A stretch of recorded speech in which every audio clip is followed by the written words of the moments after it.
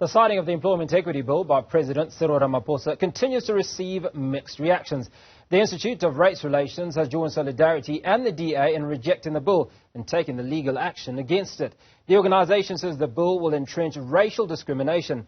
The amendment bill gives the Department of Labour power to set new transformation targets for industries, including regional ones, while also sparing many smaller businesses from the need to report annually. For more reaction on this story, I'm joined by Gabriel Crouse, Head of Campaigns at the Institute of Race Relations.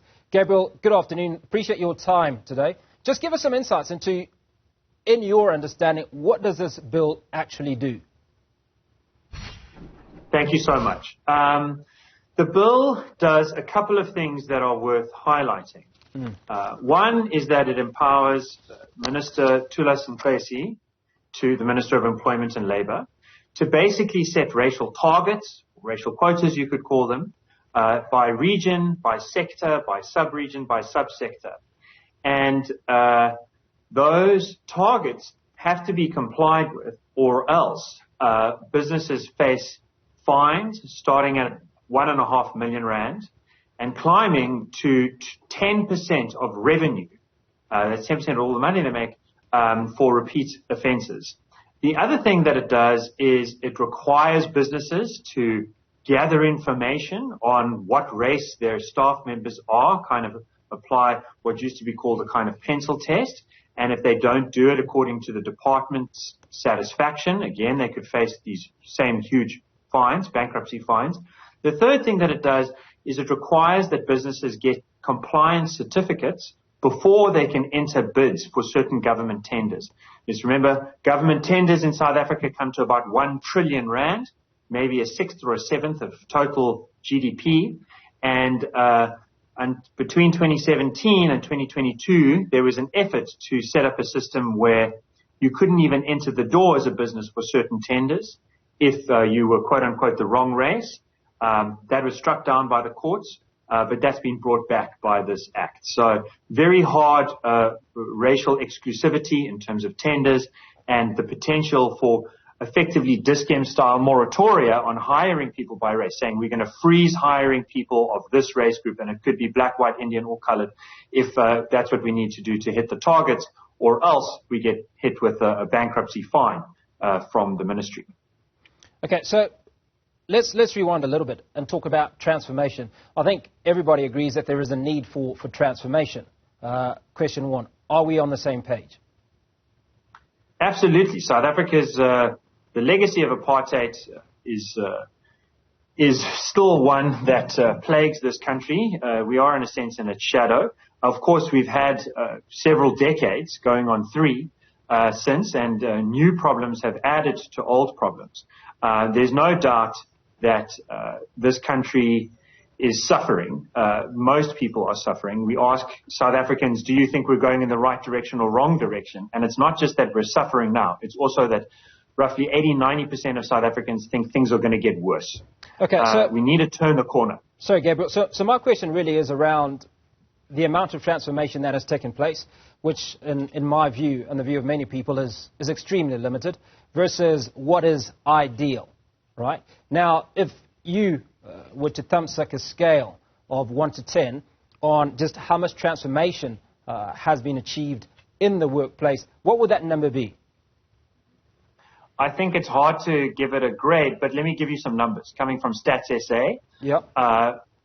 In the 1980s, in the height of apartheid, white South Africans were earning about 80% of all income. Mm-hmm. By 2007, white South Africans were earning half of all income. By 2015, white people were earning a third of all income. So that shows a very serious change. Black people overall earning twice as much as white people in absolute terms. But South Africa's got huge inequality. So you need to look at the richest section, the top 10%. And Stats SA found in 2015 that the top 10%, the black top 10% was earning 3 times more than the white top 10% in absolute terms. New World Wealth at the time, a financial services center, found that the number of black dollar millionaires was overtaking the number of white dollar millionaires in 2015 as well. Since then, that kind of data has stopped being gathered. But if you look at but those numbers, like you say, are, I mean, we're talking about the top 5% to top 10%. Let's talk about the 90%, which is the majority of South Africans, where there's been little to no transformation. I still don't get from you what is wrong with this bill in terms of addressing, because prior to the bill, organizations in the Greater South Africa would have had the opportunity to achieve transformation without Nxisi or the Labour Department bringing a gun to their heads. They had the opportunity to do that. Now that the government, according to the bill, has realized that this is not happening, they are going around and saying to every organization, these are our expectations. Is that unreasonable? So I want to talk precisely about the people at the bottom of the pyramid, the people being left behind. Let's break down unemployment by race. Yep. If you look at the year 2000, black unemployment was 35%. By 2007, quarter three, it had come down to 25%. That's terrible, but that is an improvement of 10%. And then BEE, or affirmative action, really started to be implemented. That's when the EE Act and the Triple BEE Act started to be phased in properly. After that, by the year 2019, black unemployment had increased to 30%. Now it's at 35%. So it's getting worse. My sense, my opposition to this thing is precisely because I think I'm living in a country where there's a rainbow oligopoly cartel, black, white, Indian, colored, rich, connected people to politics who are making a lot of money. But poor South Africans are being left behind. Why? Because when you have this kind of government intervention, it chases away the money. It chases away local money. It chases away foreign money. And when there's no money, there's no new factories. When there's no new factories, there's no new jobs. Are you suggesting that investors are not interested in investing in companies that have black people as employees? No, I'm suggesting that investors are not interested in being forced by governments to choose how they're going to do their staffing arrangements. Also, investors are not interested in coming to a place where corruption is getting worse. The Chief Justice Raymond Zondo chaired the State Capture Commission. If you look at Volume 1, Part 1, page 797, he lays this out in detail, how affirmative action policies have created huge incentives for corruption. It has nothing to do with the particular races involved. It has to do with the following simple idea. So you are either trying to maximize value. Can I just explain this, please? You're either trying to maximize value for money. You're using transparent accounting practices. You're using competitive business practices. Or you're doing something else. And at the moment, the problems in the legislative design, I'm quoting now from the Zondo report, is that we're trying to prioritize two things at the same time.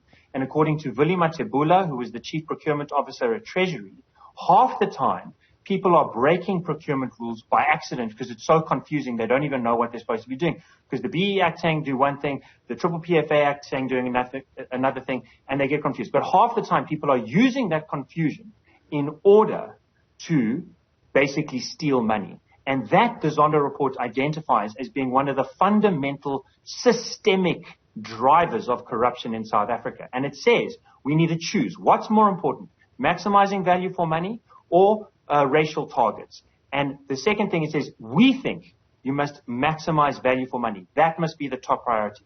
The Institute of Race Relations has done over about 10 surveys over the last 13 years asking ordinary South Africans. And the results that we're getting from demographically representative random samples of people, thousands at a time, is the same thing. We want merit, not racial targets of the kind that this act imposes. And it's because poor South Africans know that they're not getting anything out of the BEE system. They're not getting anything out of the tenderpreneur system.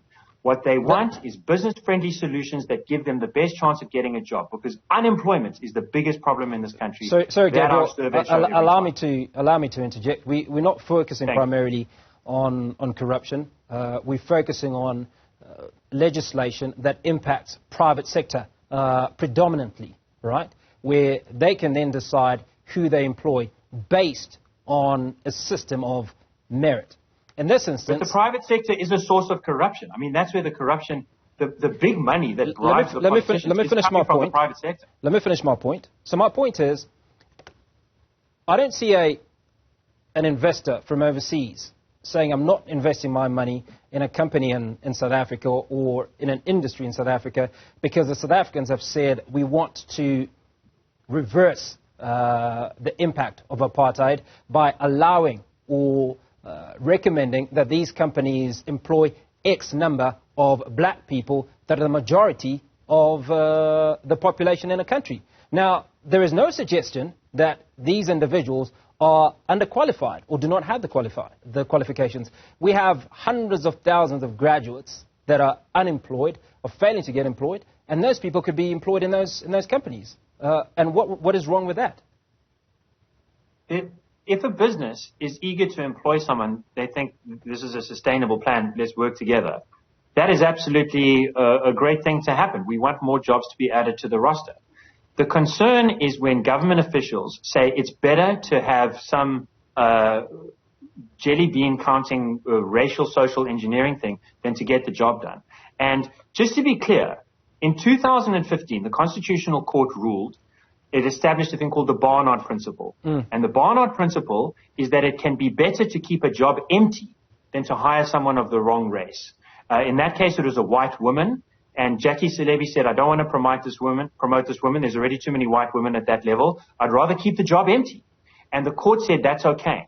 The same thing then happened in 2017 to colored men who were denied promotion in the Correctional Services Department on the basis that there were too many colored men, quote unquote, in that sector. In 2020, at the Cape Bar, a black woman was denied promotion on the basis that there were too many black women already elevated to that position. To me, this is immoral, frankly, but it's also clearly counterproductive.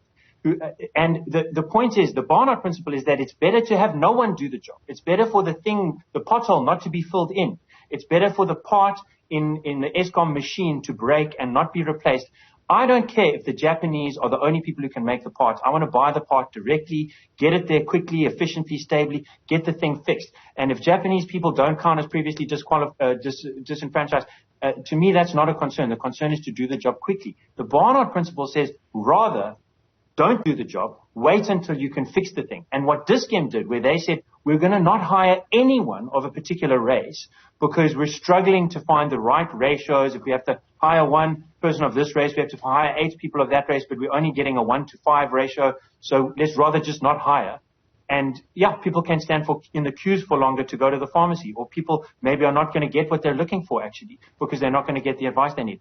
Gabriel, final question. That's a silly idea. We've run short of time.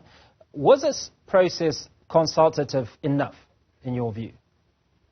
Absolutely not. I mean, it's quite clear that the social impact assessment study, which is required to be part of the consultation process, is totally junk.